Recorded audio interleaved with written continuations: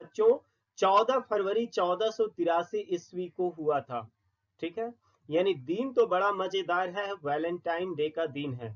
लेकिन Valentine day को हम लोग मनाते हैं प्यार और मोहब्बत के दिन के रूप में। परंतु बाबर का यदि व्यक्तित्व देखा जाए, बाबर के अभियान को देखा जाए, तो बिल्कुल वैलेंटाइन। मैं संजीत और एक बार फिर से स्वागत करता हूं आप सबों को अपने यूट्यूब चैनल संजीत WWTC पे। बच्चों, आज का हमारा क्लास भारतीय इतिहास के मध्यकाल से संबंधित है और टॉपिक है मुगल वंश। हम लोग इस कड़ी में समझने की कोशिश करेंगे कि आखिर मुगल कौन थे और किन परिस्थितियों में उनका आगमन भारत में होता है, और भारत आने के बाद किन परिस्थितियों का वो फायदा उठाकर न केवल भारत में मुगल वंश की स्थापना करते हैं, बल्कि एक लंबे समय तक भारत का भाग्य विधाता बनकर वे बैठ जाते हैं। एक ऐसा राजवंश जिसने न केवल भारत की राजनीतिक व्यवस्था को प्रभावित किया, बल्कि भारत की सामाजिक, धार्मिक और सांस्कृतिक सभी क्षेत्रों में उसने अपना गहरा प्रभाव छोड़ा। तो समझने की आज के क्लास में हम लोग यही कोशिश करेंगे कि आखिर मुगल कौन थे और उनकी शुरुआत जो है वो भारत में किस प्रकार से होती है। लेकिन आज का टॉपिक हम लोग शुरुआत करेंगे बाबर से, है ना। तो चलिए अगले स्लाइड में हम लोग चलते हैं और एक एक करके समझने की कोशिश करते हैं कि मुगल कौन थे और उनका संबंध जो है वो विश्व के किन क्षेत्रों से बेसिकली जुड़ा हुआ था।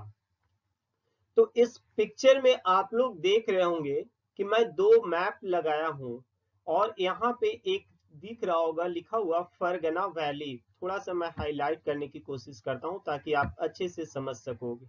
यहाँ पर आप लोग देखोगे लिखा हुआ है फरगना वैली। तो ये जो क्षेत्र था मुगलों का, है ना, ये यही फरगना का क्षेत्र मुगल का था। ठीक है, अब आपके मन में भी ये सवाल आ रहा होगा कि मुगल मुगल मुगल है क्या।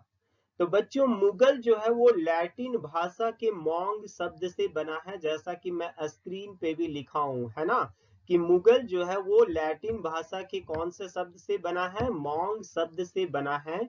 और इसका शाब्दिक अर्थ जो है वो बहादुर होता है।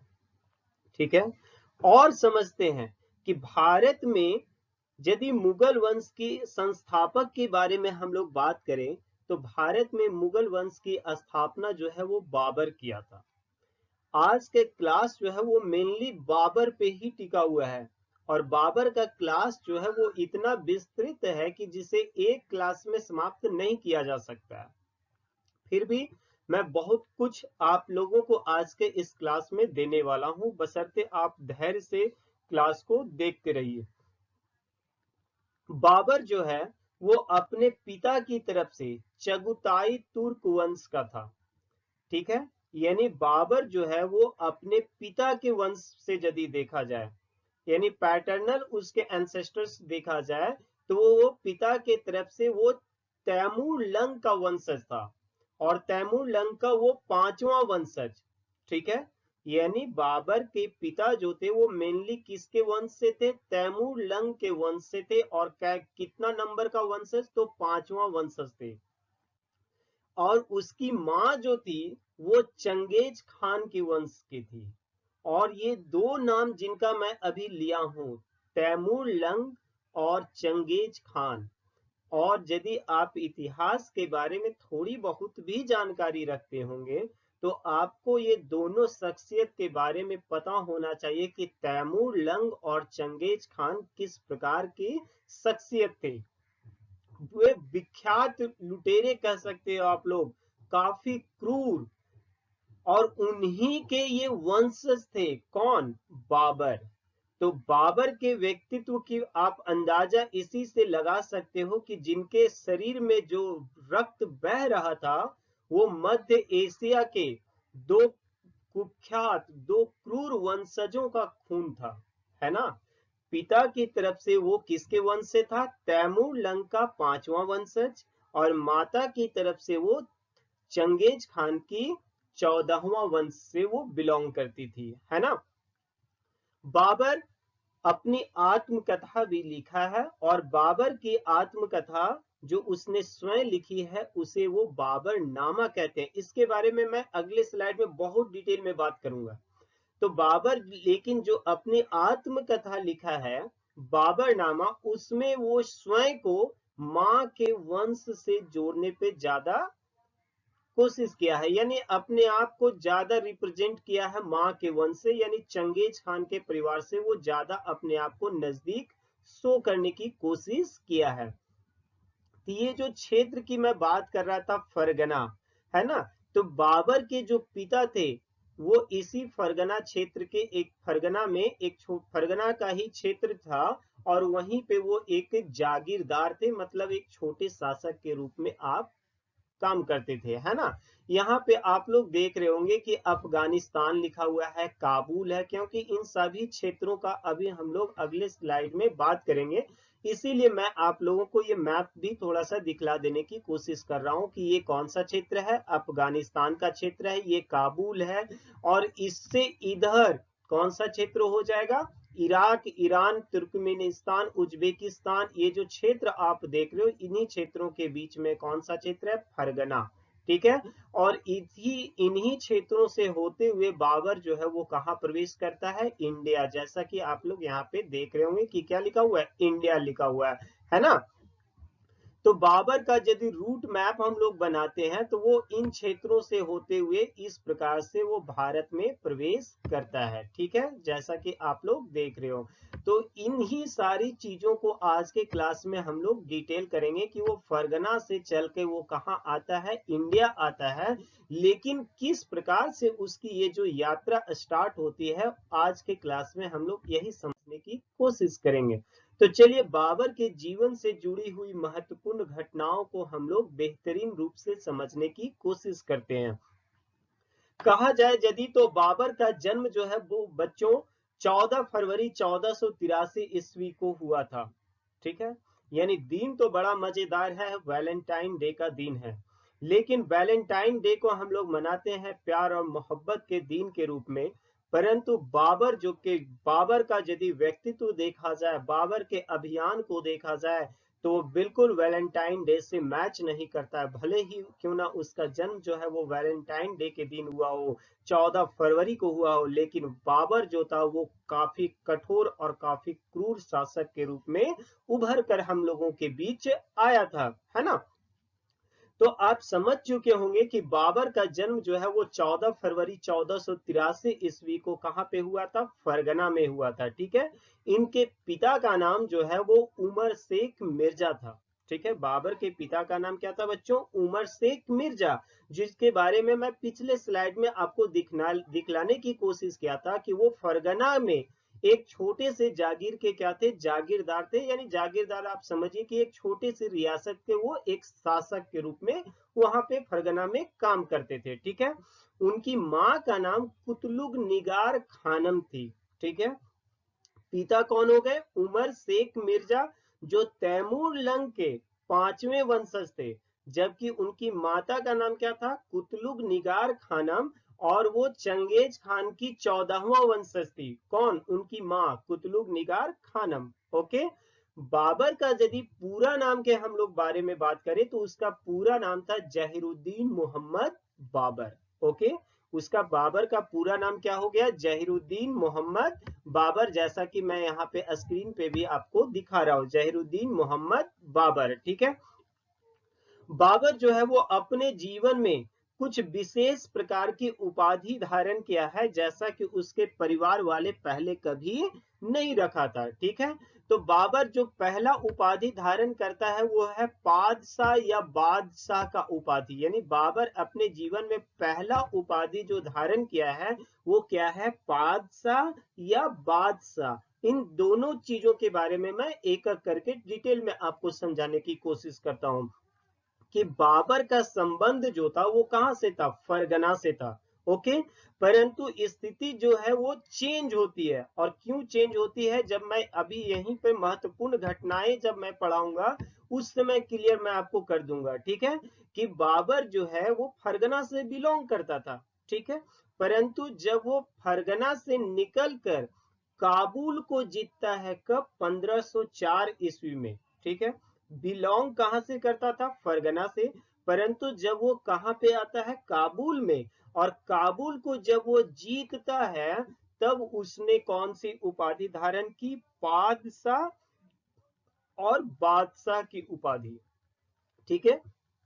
इसके पहले इसके परिवार के किसी भी शासक के द्वारा, किसी भी व्यक्ति के द्वारा इस प्रकार की कोई भी उपाधि धारण नहीं किया गया था।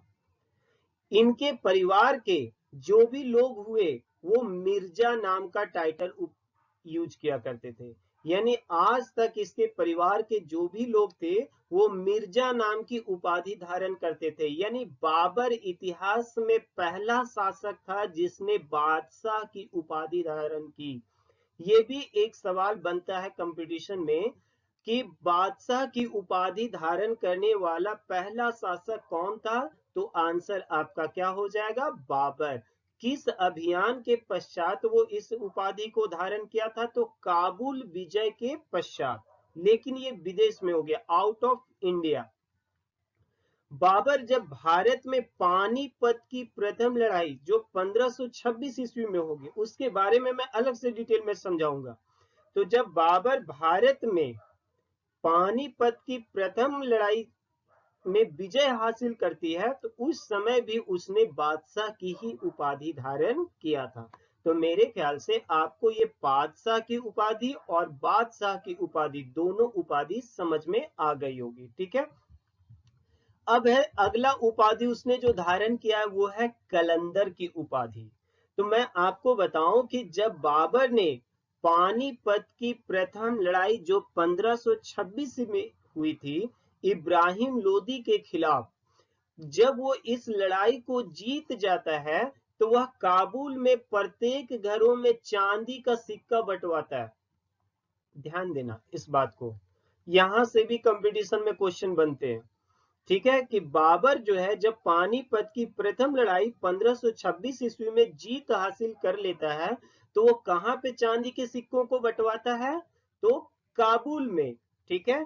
तो वहां पर चांदी के सिक्कों को बंटवाने की वजह से उसे किस नाम से पुकारा गया है, कलंदर की उपाधि दी गई है उसे, ठीक है। किस वजह से, तो चांदी के सिक्के बंटवाने की वजह से, ठीक है।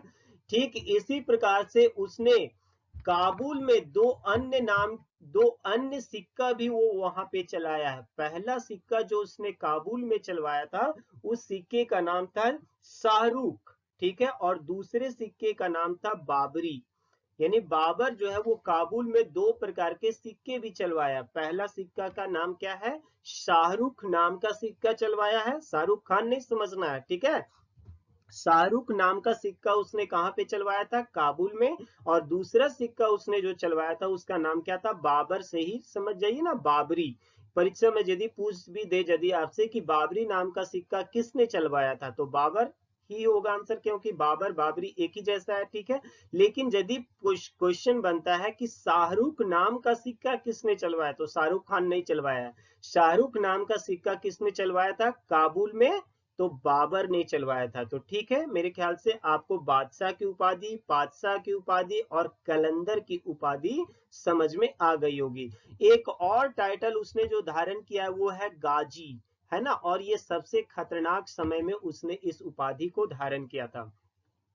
पानीपत की लड़ाई 1526 ईस्वी में, 1527 ईस्वी में जब उसने राणा सांगा को पराजित किया, ठीक है। ये सारी लड़ाइयों के बारे में मैं अलग से वीडियो बनाऊंगा। मैं अभी उन युद्ध के, बाबर के युद्ध के बारे में, बाबर के प्रमुख अभियान के बारे में जो उसने भारत में चलाए हैं उसके बारे में बहुत डिटेल में नहीं बात करने जा रहा हूं, ठीक है। आप लोग पैसेंस बना के वीडियोस को देखते रहेंगे। बाबर जब 1527 ईस्वी में भारत में किसे पराजित करता है, राणा सांगा को। तो राणा सांगा को, है ना, राणा सांगा को पराजित करने के पश्चात खानवा के युद्ध में, है ना, खानवा का युद्ध हुआ है 1527 ईस्वी में, ठीक है। पानी पिया खाना खाया चलो घर, ठीक है। पानी पिया मतलब पानीपत की प्रथम लड़ाई, खाना खाया मतलब खानवा की लड़ाई, चलो से चंदेरी का युद्ध और घर से घाघरा का युद्ध, ये 4 लड़ाई ही भारत में उसने लड़ा है। पानीपत की प्रथम लड़ाई, खानवा का युद्ध, चंदेरी का युद्ध और घाघरा का युद्ध, ठीक है। तो इसको याद रखने का बहुत सिंपल तरीका है, पानी पिया खाना खाया चलो घर, ठीक है। तो खाना वाला युद्ध, ठीक है, कौन सा, खानवा का युद्ध। खानवा का युद्ध में उसने 1527 में किसको पराजित किया, राणा सांगा को, क्लियर। तो राणा सांगा को जब उसने पराजित किया तो इस युद्ध में उसने राजपूत सैनिकों और राजाओं का मुंडों को काट काट के टीला बना देता है, यानी मुंडों का उसने एक मीनार खड़ा कर देता है, और उसी के पश्चात उसने इन मुंड, समझ रहे हो, सर को कलम कर करके उसने इतना सर कलम करता है कि मानो कि एक मुंडों का एक टीला खड़ा हो जाता है। और उसी समय उसने एक उपाधि धारण की थी, और वो उपाधि कौन सी थी, गाजी का उपाधि, है ना। और गाजी का मतलब होता है काफिरों को मारने वाला, ठीक है। और काफिर किसे कहा जाता है, इस्लाम का शत्रु, क्लियर है, ठीक है। तो बाबर ने अपने जीवन में कौन कौन सी उपाधि धारण की, बादशाह की उपाधि धारण की, बादशाह की उपाधि धारण की, कलंदर की उपाधि धारण की और गाजी की उपाधि धारण की। बादशाह और बादशाह काबुल अभियान, और साथ ही साथ कौन से अभियान के बाद, पानीपत की प्रथम लड़ाई के बाद, ठीक है। कलंदर की उपाधि उसने कब धारण की, तो मैंने बतलाया कि पानीपत की प्रथम लड़ाई के पश्चात उसने काबुल में चांदी के सिक्के बंटवाया, ठीक है।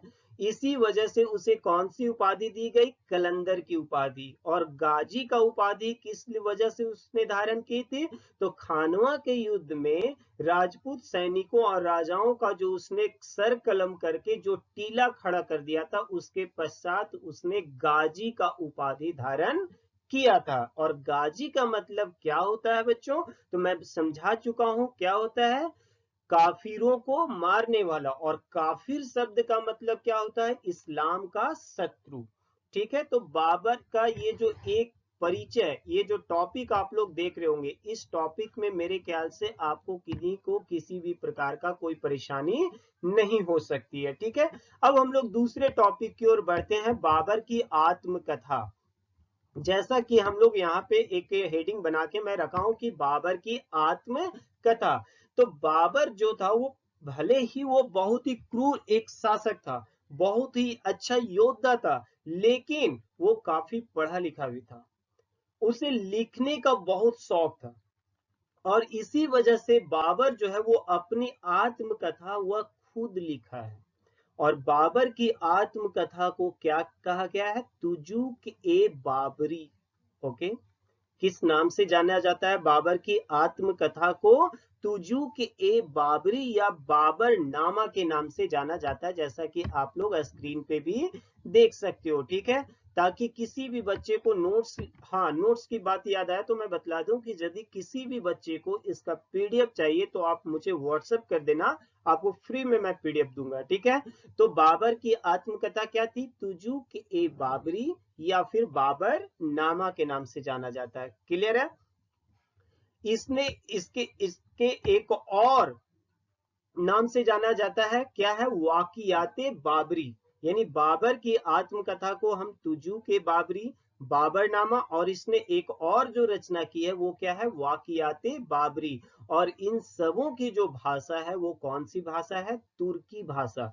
ये भी सवाल बनता है कि उसने जो अपनी आत्मकथा लिखा है, बाबर ने जो अपनी आत्मकथा लिखा है वो कौन सी भाषा में लिखा है, तो तुर्की भाषा में लिखा था।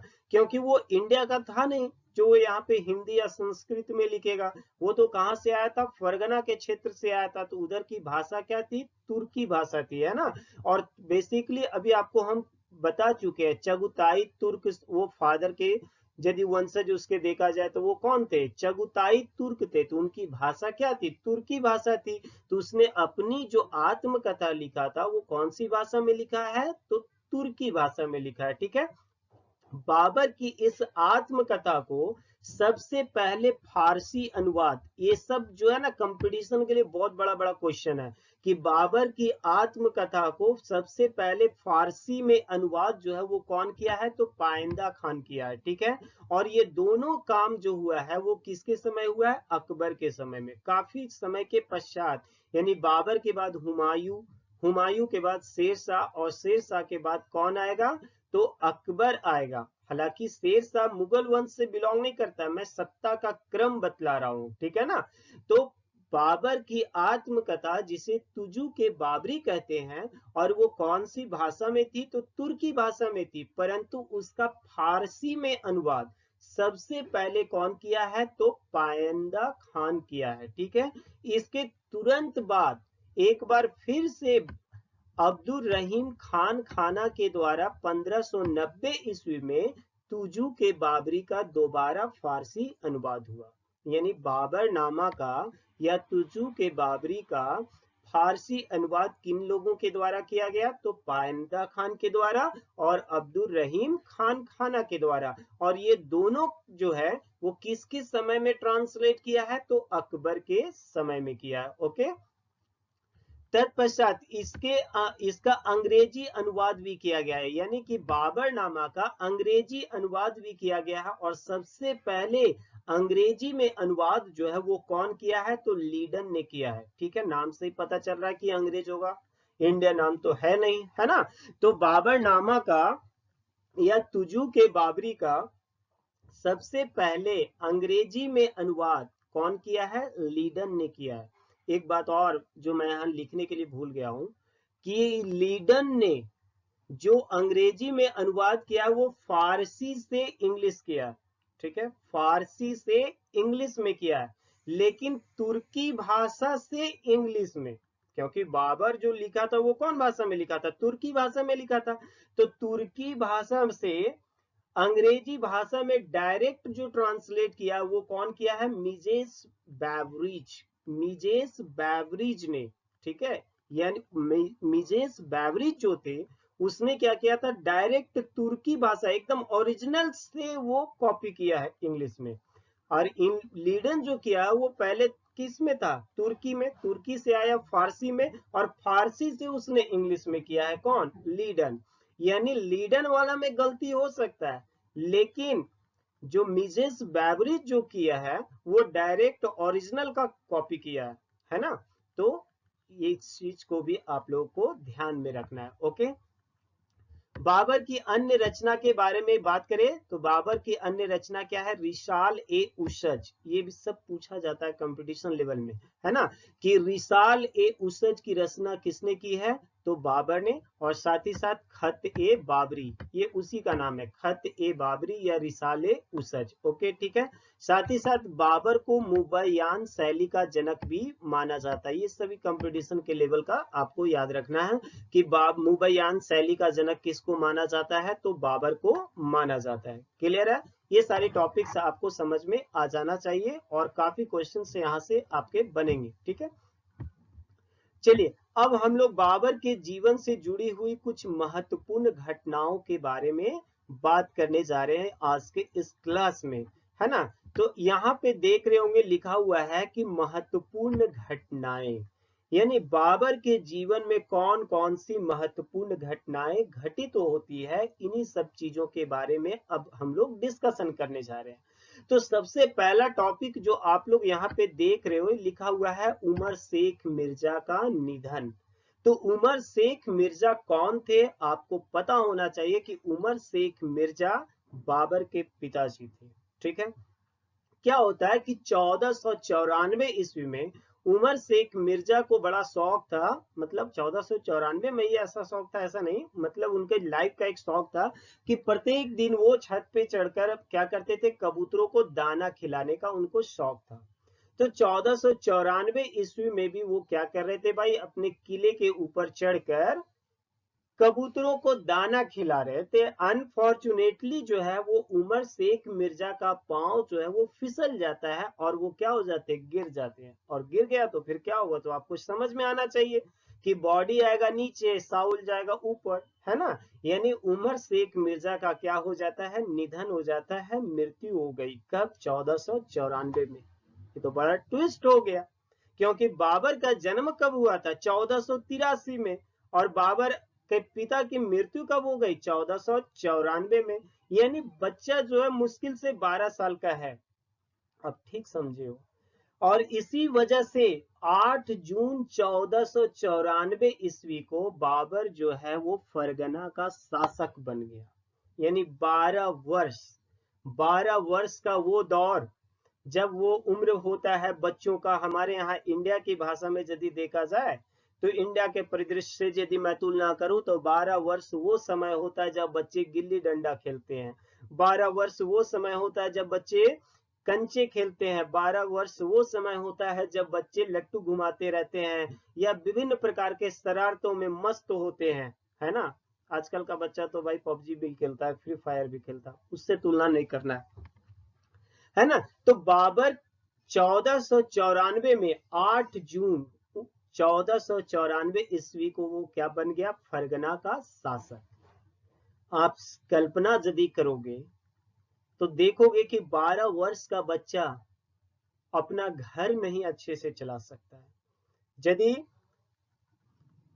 उस बच्चे की पिता की मृत्यु हो जाए और खुदा ना करे, भगवान ना करे कि उसको अपना घर संभालने का दायित्व तो उसके ऊपर आ जाए, तो वह 12 वर्ष का बच्चा शायद अपने परिवार को अच्छे तरीके से नहीं चला सकता। लेकिन बाबर को 12 वर्ष में संपूर्ण राज्य संभालने का मौका मिल जाता है। और वो राज्य कौन सा है, फरगना। परंतु उस समय की परिस्थितियां आज की परिस्थितियों से और भी ज्यादा भिन्न थी, क्योंकि उस समय कोई रिश्ते मायने नहीं रखती थी। सबसे बड़ा जो रिश्ता होता था वो खून का नहीं, गद्दी का होता था। हर कोई, परिवार का हो या सगे संबंधी दूर के हो या फिर निकट पड़ोसी राज्य का हो, सबको क्या चाहिए था, आपकी कुर्सी, राजा की कुर्सी चाहिए था।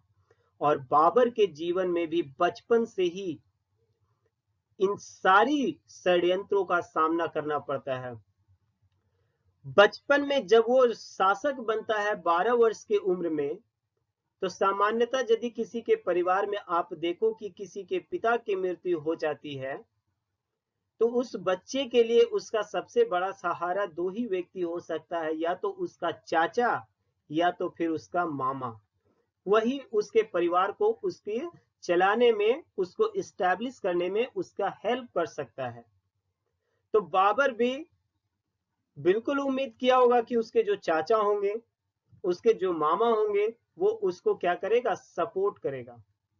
लेकिन उसके चाचा और उसके मामा दोनों ही षड्यंत्र में लग जाते हैं कि किस प्रकार से बाबर का विकेट गिराया जाए और फरगना की गद्दी को कैप्चर कर लिया जाए। बाबर के चाचा जो थे वो थे अहमद मिर्जा, और बाबर के जो मामा थे वो थे महमूद खान। ठीक है, ध्यान रखना है। बाबर के चाचा का नाम क्या था, अहमद मिर्जा, और बाबर के मामा का नाम क्या था, महमूद खान।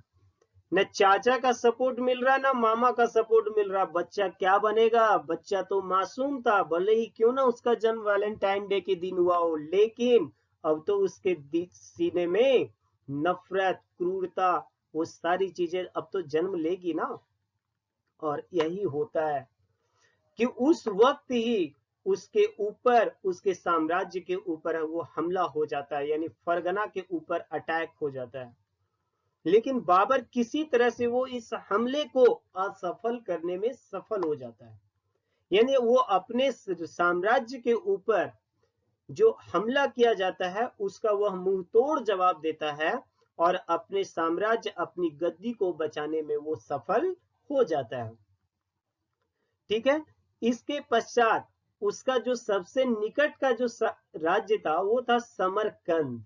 यहां पर मैं लिखा हूं, फरगना और समरकंद को खोना। इसी टॉपिक पे अब मैं बात करूंगा, क्योंकि बाबर का राज्याभिषेक टॉपिक तो मैं समझा दिया। 8 जून 1494 ईस्वी को वो किन परिस्थितियों में बाबर वहां का राजा बनता है, ये मैं समझा दिया हूँ। अब बात करने जा रहे हैं फरगना और समरकंद को खोना, कि कैसे वो दोनों जगह को खोता है। तो बाबर का जो सबसे निकट का जो राज्य था वो था समरकंद, और उस समय माना जाता है कि समरकंद जो था वो एक बेहतरीन जगह था। और साथ ही साथ बाबर को ऐसा लगता था कि यदि वो समरकंद पर अधिकार प्राप्त कर लेता है तो इससे फरगना पर होने वाले बाह्य आक्रमण से वो फरगना को क्या कर लेगा, बचा लेगा, यानी फरगना को वो सुरक्षित कर लेगा। साथ ही साथ समरकंद जो था वो काफी वैभवशाली प्लेस था, तो इससे उसे दोनों फायदा था, धन की भी प्राप्ति होती, साथ ही साथ उसका राज्य जो था वो सुरक्षित भी हो जाता और उसका महत्व जो था वो और भी बढ़ जाता। इन्हीं उद्देश्यों के साथ बाबर जो है वो समरकंद पर आक्रमण कर दिया, ठीक अगले साल 95 में, 1495 में। और देखो, न केवल आक्रमण किया बल्कि वो समरकंद पर विजय भी प्राप्त कर लेता है। लेकिन किस्मत बहुत बड़ा चीज होता है बच्चों। बाबर फरगना से कहां आया है, समरकंद। समरकंद पर आक्रमण करता है, समरकंद को जीत भी लेता है, परंतु यहीं पर वो बीमार हो गया।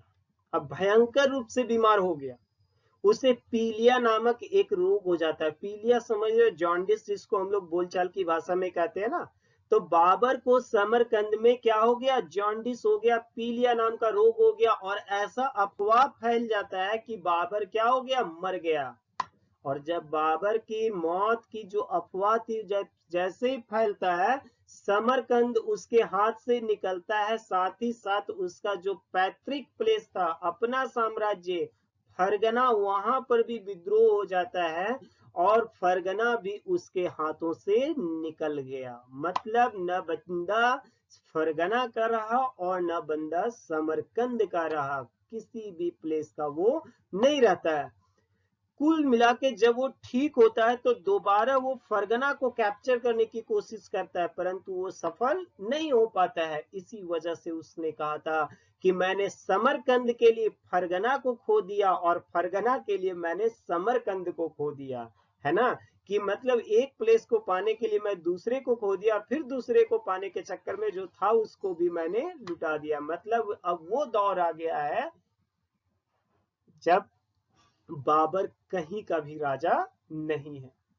वो अपनी आत्मकथा तुजुक ए बाबरी में खुद लिखता है कि मैंने रमजान का दो रमजान भी जो है ना वो कभी किसी एक जगह पर नहीं बिताया। भटकने वाला, आज यहाँ कल वहां, इस प्रकार से उसका जीवन हो जाता है।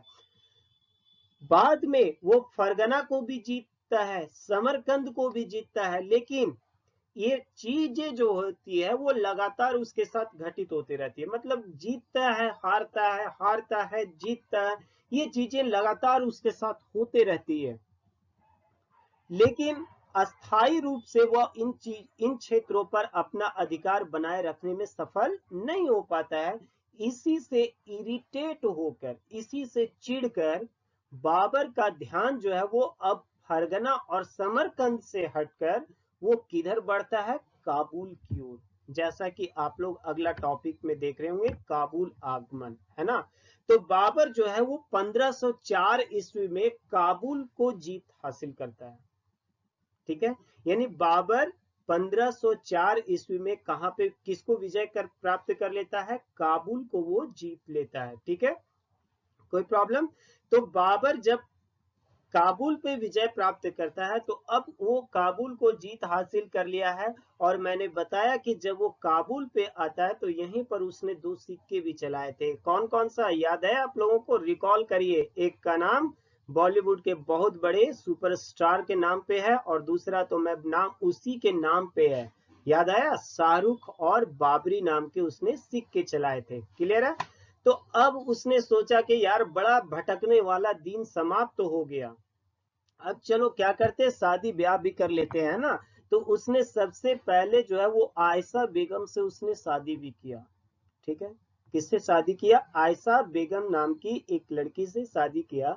उसकी एक बेटी भी होती है, परंतु वह बेटी भी मर जाती है, अभी भी लगा हुआ पनौती उसका, है ना। और जैसे ही बेटी की मौत होती है, उसकी बीवी भी उसको छोड़कर चली जाती है। मतलब दुर्भाग्य अभी भी बाबर का साथ नहीं छोड़ा है। बाद में फिर शादी करेगा महिमा बेगम से, वो बाद में जानना, ठीक है। महिमा बेगम उसकी दूसरी पत्नी थी। इसी काबुल में उसकी मुलाकात जो है वो एक बुढ़िया से होती है, और उसी ने सबसे पहले उसे भारत के बारे में उसे जानकारी देती है। यानी बाबर को भारत के बारे में जानकारी किससे मिलती है? तो एक बुढ़िया से। कहां पे? काबुल में।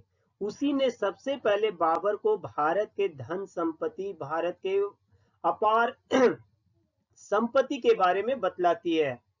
तब इसका दिमाग घूमता है कि अरे बेटा बाप, भारत भारत पे तो मेरा पूर्वजों का शुरू से अधिकार रहा है। तैमूर लंग चंगेज खान तो इन लोग तो आते जाते रहा है, तो हम काहे नहीं यहाँ ध्यान लगाएं? क्यों ये फरगना और समरकंद ये मरुस्थल के चक्कर में पड़े हुए हैं, बंजर भूमि के चक्कर में। यानी अब बाबर इन तमाम पीछे वाले क्षेत्रों को छोड़कर उसके दिमाग में एक ही चीज बैठ जाता है कि उसे फतह करना है। कौन सा देश? भारत। तो अगले क्लास में हम लोग देखेंगे कि किस प्रकार से वो भारत के खिलाफ अपना अभियान जो है वो चलाता है, और किन परिस्थितियों में भारत में उसका प्रवेश होता है, और किन वजह से वह भारत में वह विजय प्राप्त करने में सफल होता है। समझ गया ना? तो बने रहिए हमारे चैनल के साथ। यदि आपको वाकई में क्लास पसंद आयो तो कम से कम 2-4 दोस्तों के साथ हमारे वीडियो को शेयर अवश्य करिएगा, और कमेंट जरूर कीजिएगा। बहुत मेहनत करते हैं आप सबों के लिए। बहुत बहुत शुक्रिया।